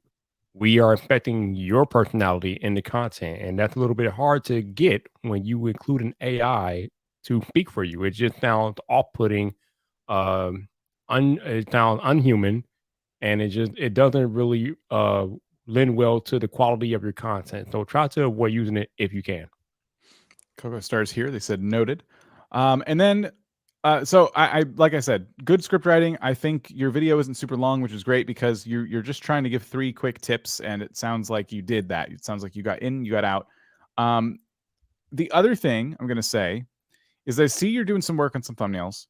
However, that's going to be kind of an issue here too. So this thumbnail, 100 levels, everyday easy tips. This thumbnail doesn't scream Roblox to me in any way, shape, or form. It seems very templated. It seems like a thumbnail that you could put on almost any video at all that gave tips about something, and you could just change the 100 levels part to anything. So I think thumbnail templates like this are going to do you a disservice because they're not going to make the audience feel like, oh, this is my favorite game. It doesn't look like that to them. They're kind of seeing a generic looking video. So these thumbnails, even though they needed some work, I would say they're not like the best in terms of composition and things like that. These still at least have a Roblox character in them, and they look a little bit more like a gaming channel. The thumbnails I would expect from a gaming channel. I also think that these stripes that you're putting on the video take up a lot of real estate. I get that you're trying to do something to kind of brand all your thumbnails, but it doesn't look quite right to me. And I think I would just kind of clean that up a little bit. I don't think you need that. Let this icon right here, as people are watching your content, it's going to be right here under all your videos. Let this do all the branding for you on your videos. You don't need to go out of your way to put the stuff on your thumbnails. It's very valuable real estate being taken up by those little pieces on the corner. So yeah, those would be my suggestions. Thank you for submitting. We will go on to the next channel. It'll be a non-gaming channel. 425. I learned yesterday, I guess I typed a number wrong, and everybody in chat freaked out. Just so you know, that's going to happen. Sometimes I'm going to slip up on the keyboard. Random selections are still random selections. I don't think it gets more random than making a mistake while typing a number. It was still valid, but people got mad.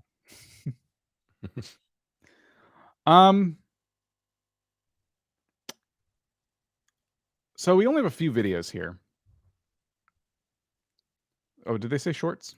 Let me see. Yes. Okay. I was going to say, let's see what your shorts entail, because I'm not sure what I'm getting here when I look at these.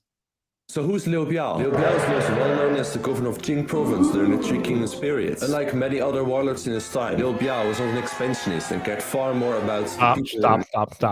Please stop it. All right. Province. He's a part of. Oh, Dan got joked. Okay. Dude. What is with the music, man? What is going on with the music? I can barely hear you. Number one, you're talking too fast. But number two, your music is you're being overpowered by your music. So sound effects too. They're very, very loud. It's like a whole smorgasbord of no. Okay, just no. So pick something. Either talk or turn the music way down, or have no music or no sound effect. Something. But you got way too much going on in these. And in particular short, you got way too much going on. Go ahead, Dan. They come across very knowledgeable in their topic, which is a shame because I can't hear what they're trying to say.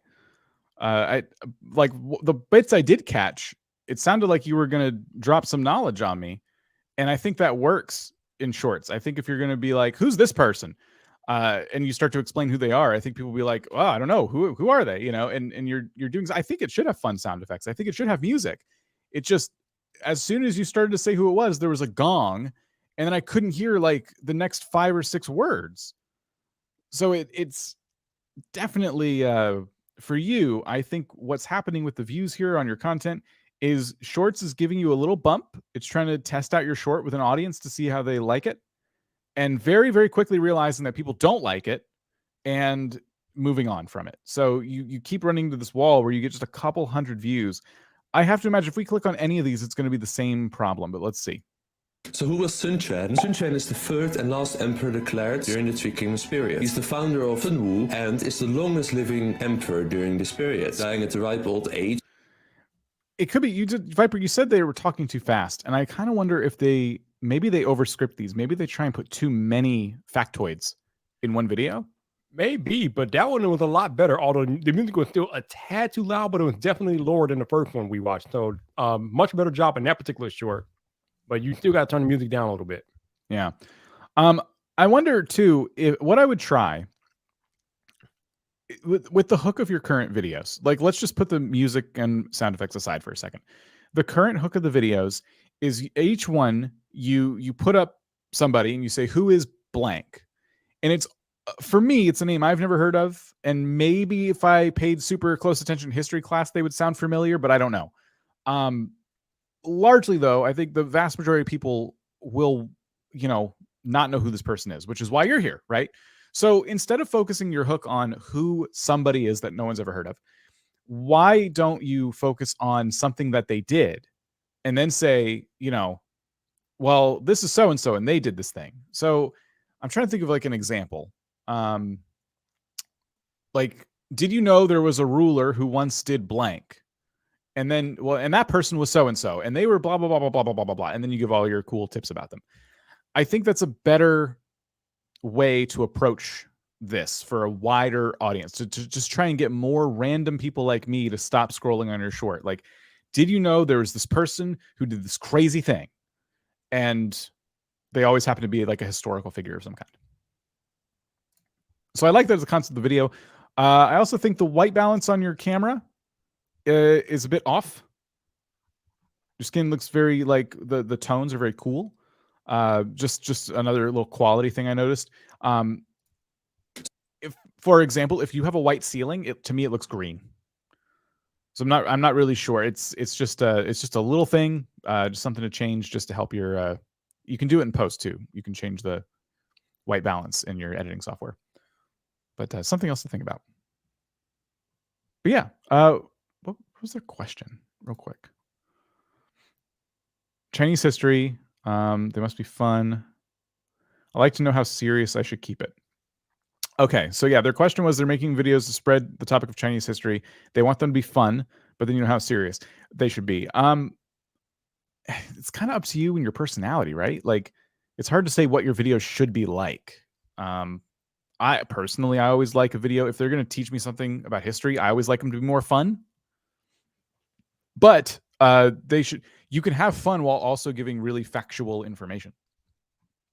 I don't think the vibe of those videos was off in that sense. I think it was just the first one we watched, we couldn't even hear it. Maybe there was a little too much fun in that one. I don't know.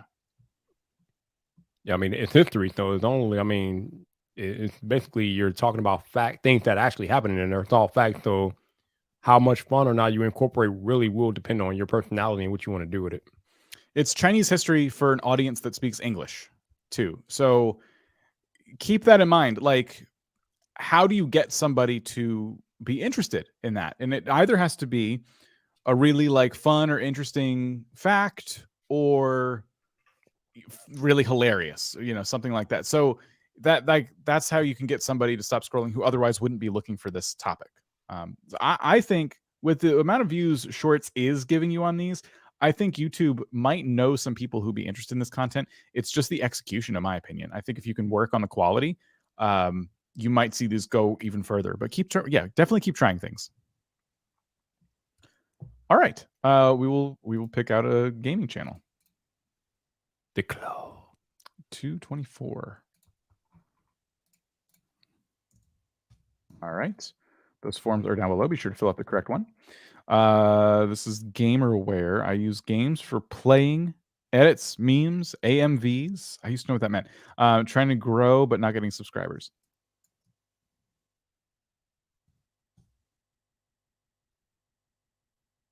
And they said they do long form videos. All right.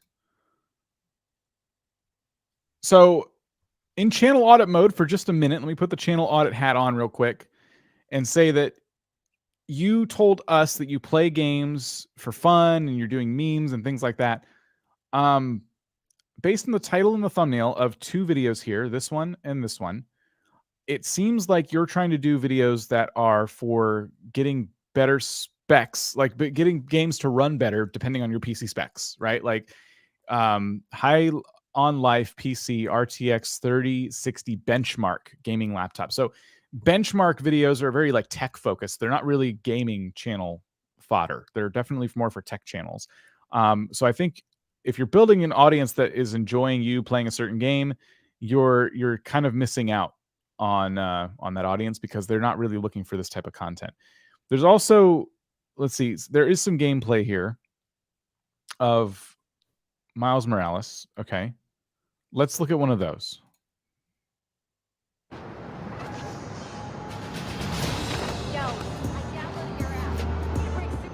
Hey, you having cat troubles? Yeah, Vector, my cat, ran out while I was grabbing the mail. Here, he loves this bag.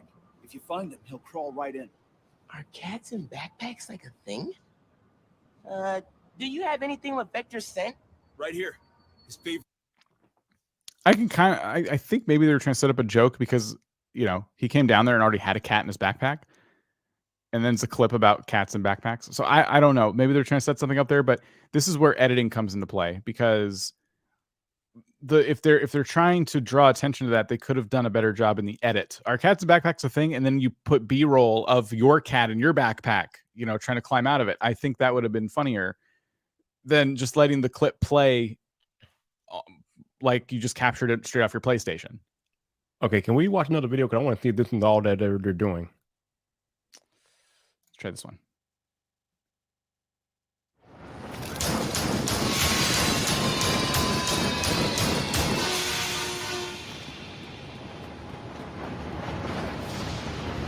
Okay, yep, I've seen enough.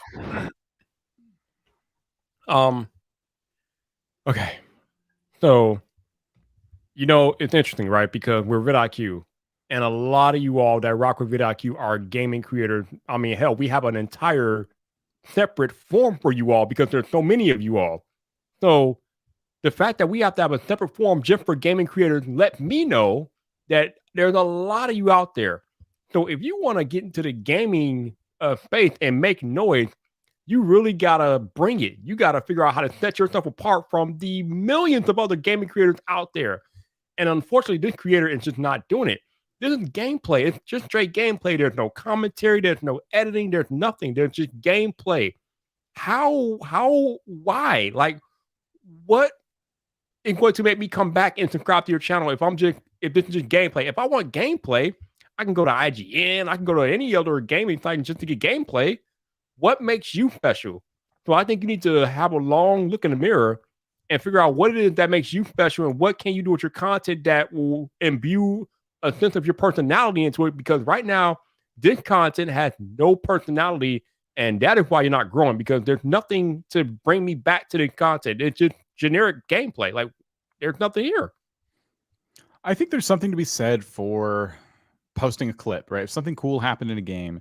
But that's why I love YouTube Shorts, because to me, like, the video says, can you stop trains in Gotham Knights? And the first thing they did was stop a train in Gotham Knights. They shot at the train and got it to stop moving. But to me, that was the whole video. I didn't need to watch. That was like 15 seconds worth, and I didn't need to watch anymore. So that would have made a great short, you know? But when you're going to make like a long form video, it's going to be over a minute long. Like, I agree. I do think a personality would help you a lot here, because hearing someone say, like, I'm playing Gotham Knights a lot, and I noticed these trains going by, and I wanted to see all the different ways I could stop the trains in the game. You know, is this something I can even do?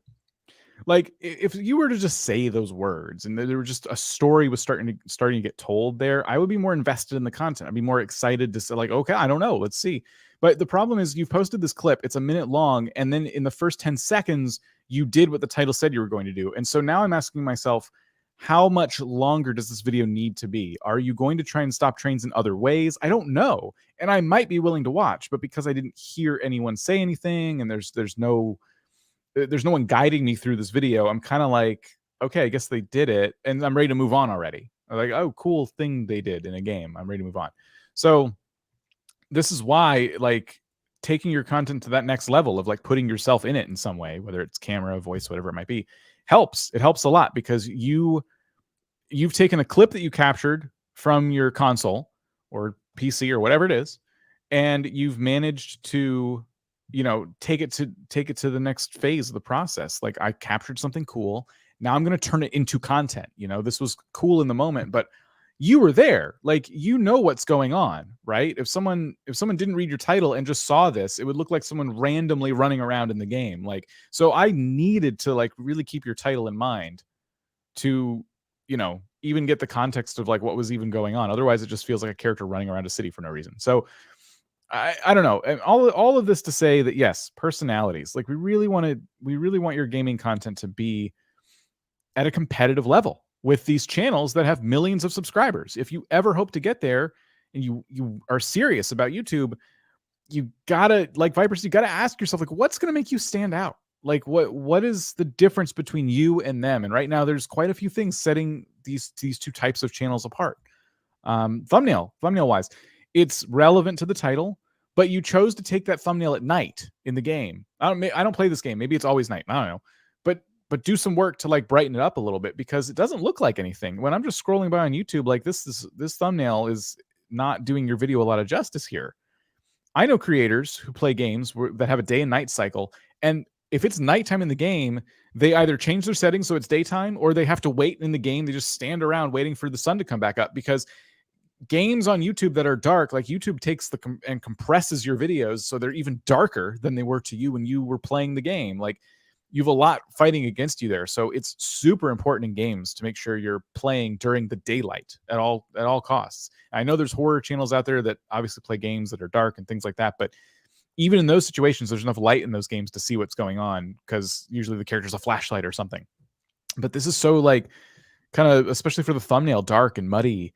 So I would consider all these things. And again, what helps the most, honestly, is going out and looking at the channels that you, this isn't just for gaming, this is for anybody. Look at the channels in your space that you, I don't want to say idolize, but the ones that inspire you the most, your favorite channels, and really compare yourself to them in the sense of your titles and your thumbnails and things like that. Don't compare yourself. Oh, they have 1,000 subscribers and I have 100, and I feel like we're making videos on the same level. Why don't I have 1,000 subscribers? Don't get into that. No, look at what they're doing and try to figure out, like, how could I get my thumbnails at the level that theirs are at? Like, they have this really cool style and I don't know how to mimic that.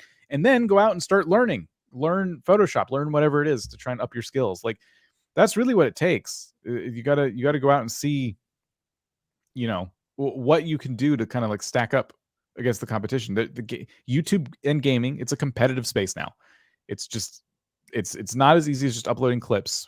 You know, there was a time where that worked because there wasn't a lot of content in this space, but now it's a very highly served market. So you can still grow. We meet creators all the time who started just this year and now have full-blown jobs. Their YouTube is their job, but it takes a lot of time, a lot of energy, and you got to learn a lot of skills. It's not just being good at a game. You have to physically learn a lot of skills to produce a really high quality video. Indeed. All right. We'll go to the next non-gaming channel. I think we've outlasted our form here. We'll bump it up to 500. Again, I see y'all talking about how I'm roasting people and things like that. I'm not really here to roast people. I'm here to give you knowledge. I mean, if you God, it's gonna sound bad, but if you want to continue to run and play, then again, you don't have to listen to me. You don't have to listen to Dan. Just continue doing what you're doing. But if you want to level up, if you want to compete with the millions of creators out here that are making it big and making it happen, then we're trying to get you to compete. So you just got to do with this information what you will, but take it and use it to try to make your content and your channel better. That's what we're here for. We want you to win. We want you to compete with the rest of these people out here getting it done. So that's what we're here for. And don't hear the word compete and feel like, oh, well, this is a huge mountain I got to climb. Like, again, we see creators all the time who just put that extra bit of effort into their content and they see results immediately, you know. But yeah, it really does take identifying, like, where are the points on my channel that I could really work on. Am I really that good at my thumbnails, or could I do a better job? Titling strategy. Is there anything I could be doing better there? Like, how is the hook of my video, which is what we're talking about today. That's right, Emma. We found you. We found you, Emma. So Emma's Craft Corner. We got a lot of content here. I was noticing videos just from like a few days ago, a couple weeks ago. We have one here with 18,000 views. I would definitely be looking at what was different here. One thing I'm noticing right off the bat is no text in the thumbnail. It says 10 free sweaters to knit this winter, and the thumbnail is showing sweaters, and it's very sweater centric. So I would be really trying to learn everything I can whenever I have a video like that breaks out and is very successful. Let's take a look at the latest video. Let's see. This is a vlog, knitting resolutions, sock sweaters, gifts. So that's a podcast you're doing here. Let's just take a look at the latest one. All right, so I literally have to leave right about now, I think. But I'm collecting some of my knit club girls to come knit with me at my place here. So I just clean pretty much the entire day. And I have the cutest coffee bar set up quick. We have mugs and then some coffee and tea. And yeah, we'll be knitting here for couple hours, I think. And There's 30 seconds. Stop then. All right. This critique is going to be just to this video and this video only, because I don't know if it's going to exist on your other videos, Emma, but you got to stop moving the mic around. Like, that is annoying AF. And if people hear that, they are gone. They're not staying around. You got to find a fixed location where to put your microphone and make sure it stays there and it does not move. That is so, like, we talk about this sometimes on here, but we probably don't talk about it enough. But audio is so important in video, and that mic noise, because the mic is moving, that you're losing people right there. And if it's like a split second and it's done, then we can deal with that. But it just kept going and going, and at that point, your graph for the video probably looks a lot like the hockey stick from hell. So you got to put that microphone in place and keep it in place. Go ahead, Dan. Yeah, audio, definitely a concern there. People in chat noticing it as well. So definitely keep that in mind. I think there's nothing wrong with doing a vlog where you're just kind of taking people through a thing that happened. I think that's totally cool. It's a very casual way to make videos. It makes people kind of feel like they're, part of something with you. I always like these styles of videos. So I'm not going to talk too much about the intro and how you didn't have this hook or anything like that. I think when you do a vlog style like this, it makes sense what you're doing. However, I'm going to talk specifically about the pitch of this video, because I think you can have the style of video where there's a vlog, but cozy knitting date with friends is a bit of just a kind of like, oh, okay, title. It just, here's a thing that I did. I think if you would focused more on, like the sweater video, for example, if you focused more on what you were knitting in the title and the thumbnail, people could get into it and learn that it's actually this vlog that you set up and it's with your friends, and they will appreciate the story of like you setting up everything. I got my mugs, I got my tea, I got this, I got that, and they're coming over any minute. Like, all of that's fine, but pitching it and saying like, this is what you're like, when you click on this video and you watch this knitting video, like you're gonna see how we knitted this awesome sweater or whatever. I think that's more appealing. I think that's going to reach a broader audience, and it's going to introduce more people to these regular kind of vlogs and podcasts that you're doing. So that's my critique. I really think it's the pitch of the video. And then with that in mind, with a different type of title and thumbnail that focuses more on a thing that you knitted, I would still consider redoing the intro a little bit just to make sure the click pays off, right? They clicked on it, and you can say today, like, I have my friends coming over. Personally, I want to see if we can knit blank. This is a very challenging project and whatever. So we're gonna see. I'm gonna challenge my friends in which one. Like, I don't know. Like, just try and plan it a little bit ahead of time. I got into a whole different thing about challenges there.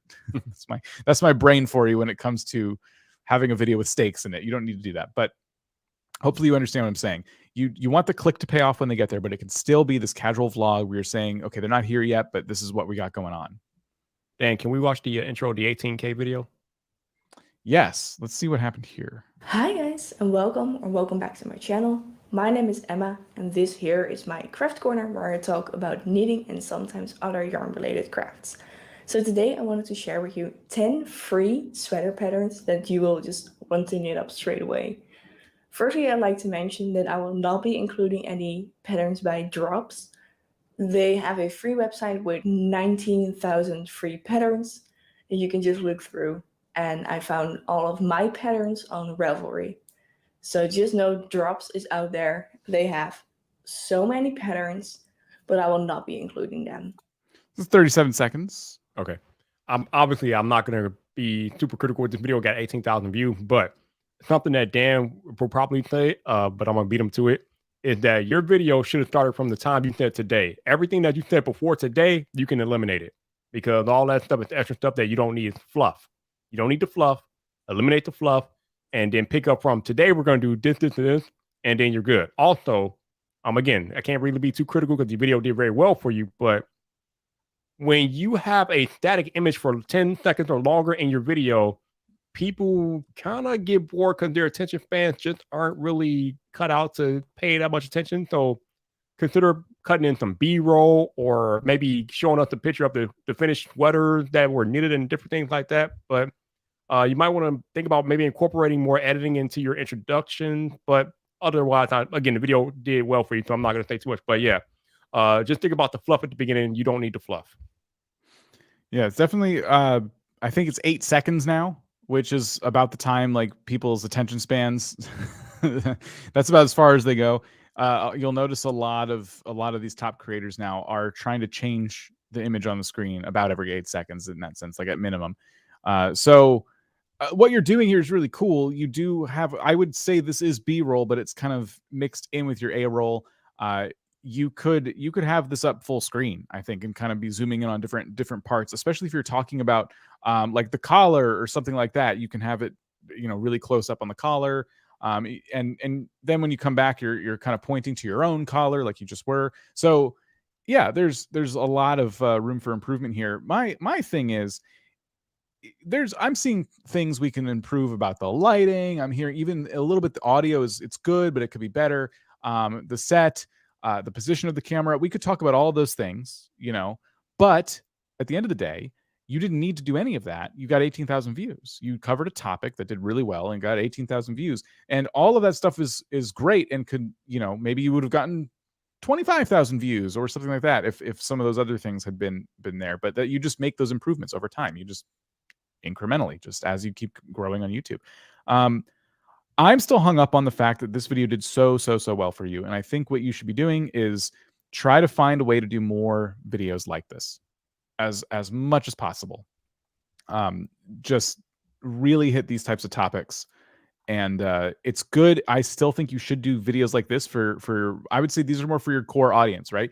Like if you're doing these podcast episodes or knitting vlogs, like these are the types of videos your core audience comes back for. There's ways you can market those to a wider audience, like I talked about earlier, but ultimately it's still good to do these.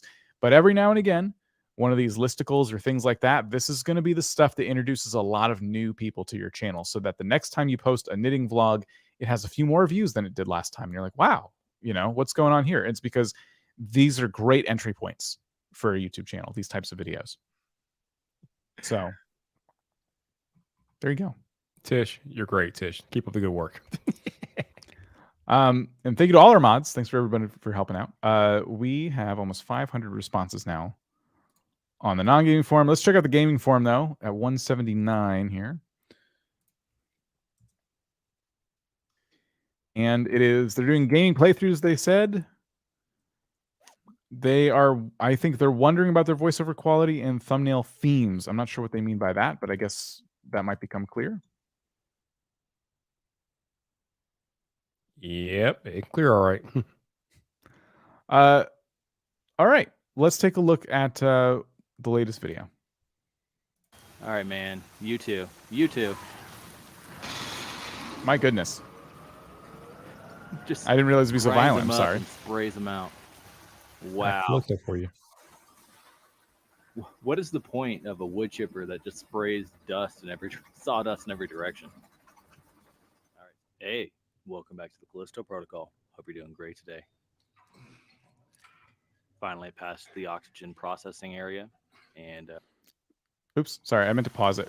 So that was the first 30 seconds. Okay. I'm not sure if it's maybe the capture card you're using or how you're getting the video gameplay, but it's really like blurry and dark. I mean, the game is dark naturally, so that might be the issue too, but it seems like the image quality on the gameplay is just not that high. And yeah, like they cranked up the brightness and it kind of lost some quality or something. There's something going on. I don't know what's going on, but it's not doing you any favors. Not to mention the fact that there's no I shouldn't say intro, but there's no your dialogue. There's nothing to explain what you're doing in this game. Obviously, we know where you're playing Callisto Protocol, but what are you doing? Like, what's the purpose of the video? Like, what are you hoping to accomplish in the video? There's no context here. So what are we watching for? I guess my real question, and I think that's something that you might need to answer if you want to get more views on these videos. There's definitely something to be said for the type of gaming video this is. I've seen this type of gaming video a million times. This is like, so someone has a game and they're just going to play through it. And what they do is they do one really long playthrough and they like break it up into like 20-minute videos, right? So I feel like that's what we're seeing here. And I liked that you had an intro with something kind of interesting happening that I assume is coming up later in the video as people keep watching. And you kind of said something kind of funny, and then it transitioned to the intro. That's totally fine. But like Viper said, like we don't we don't have any like stakes. We don't have anything like interesting, like really happening here. You're just kind of playing through this game, and this is like the low hanging fruit, right? Sometimes we don't talk about this theme enough, honestly, but sometimes we do. Barrier to entry. And gaming content in general has kind of a low barrier to entry, especially PC gaming, because if you have a computer, you have the technology to capture what's on the screen and turn on a microphone and start recording. If you have a console, some consoles require a capture card. So that's like an expense, which means a higher barrier to entry, right? So you have to buy a capture card so you can capture high quality footage. Barrier to entry in this sense is, what are you doing that is going to set you apart from other channels? And I would say not a whole lot, right? You're just kind of playing through what I imagine is a very linear game. I haven't played this game. I imagine it's very linear though. So there's not like a lot you can bring to it. Like Minecraft is not linear. You go into it, it's a fresh world, and you make of it what you will. This game has a story, a narrative that you have to follow in order to progress in the game. So that makes it even harder. Now, like, you're playing this fun game, but it's a very low barrier to entry because it's hard for you to like be creative and set yourself apart. And a lot of creators are gonna be able to do exactly what you're doing. So my critique isn't necessarily for the editing or anything like that. It's just that this person's talking about, oh, how's my VO quality? Someone said that, and I saw it in chat. Someone was saying the mic was a little low. I would agree with that. It's just, I feel like you're producing a lot of content, like almost daily, and you're met with almost the same amount of views over and over again, with a couple of exceptions. And it's because there's nothing really happening in these videos. It's not like, when you look at gaming videos today from the channels that are most popular, you'll notice straight away that they set it up to be this really interesting experience. Like, we've set the stakes. There's going to be these things that were happening. We have a very clear goal in mind, and we're going to see if we can get there today. You know, even the video I showed earlier from that channel called Scooty, it's a 40-minute video, and they're just kind of playing through the game. But in the intro, at the very least, what he did was set up what they're trying to do. He's like, we have this kitchen, we have this restrictions. It makes the game really difficult, and we're going to see how far we can get. Like, even that was like well explained and established in the beginning of that video we watched earlier. So that's missing here. It's just kind of, I'm just going to play this game and hit record, and not a lot of thought is going into what's setting you apart. Also, much like the actual content itself, your thumbnails are what I would describe as drab. And for those of y'all that does not know what that means, it means that they are lacking brightness. They are very dim. It's hard to tell what's going on in these thumbnails because they're so dark. So I'm going to need you to figure out a way to brighten up both your actual video content and a thumbnail, because it seems like you're just taking VidCap from the content and making that the thumbnail. But when the actual content itself is not very bright, and you're using that same content to create your thumbnail, you're not doing yourself any favors. So I'm gonna need you to figure out how to get some better gameplay, or make it brighter, or do something, because it is not working. Yeah. So I don't know. It's difficult. It's difficult advice to give a creator when you basically say like, hey, like the thing you're doing on YouTube, change that thing. But that's like what you can chalk up. Like, what I'm saying, you chalk that up to basically me saying change the way you make content, which is not easy advice to hear. And if you want to continue, trying different things, I think you should. But yeah, ultimately, I've seen so many channels just like this one, and I would love to see what you could do if you were to sit down and go, okay, I have this game, the Callisto Protocol. Can you break it in any way? Is there anything you can do in this game that would be unusual? Is there a really crazy achievement that they put into the game that you can try to achieve? Because I think we're just past that point on YouTube now where you can just play a game. There's always got to be some kind of something to it, right? You got to be like people, the kind of content as well as people who are really, really good at a particular game they're playing. That's when you could sit down and just play a game, because what people are watching now is a spectacle. Like, you're that good, and they can't take their eyes off of it.